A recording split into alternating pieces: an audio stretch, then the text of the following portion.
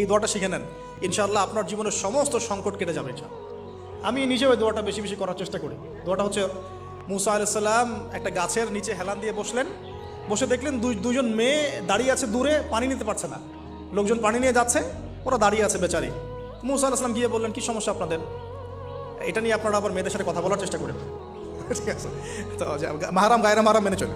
তারা বললেন যে আমাদের বাবা অনেক বৃদ্ধ মানুষ, আমরা পানি নিতে পারি না যতক্ষণ না আমাদের কম পানি নিয়ে চলে যায়।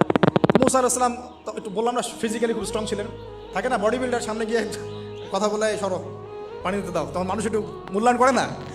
তো মুসা আলাইহিস সালাম এভাবে পানি নিয়ে দিলেন এবং বাছুরদেরকে পানি পান করালেন, করিয়ে গাছের নিচে এসে বসে আছে। বসে বসে তিনি দোয়া করছেন, এই যে দোয়াটা তিনি দোয়া করছেন, রব্বি, একটা নেক কাজ করলেন, নেক কাজ করলেন না, মানুষের উপকার করলেন, নেক কাজ করে এসে গাছের নিচে বসে দোয়া করছেন, আল্লাহ এখানে তো আমার খাবার পানি বাসস্থান কিছুই নাই, আমি কি করব?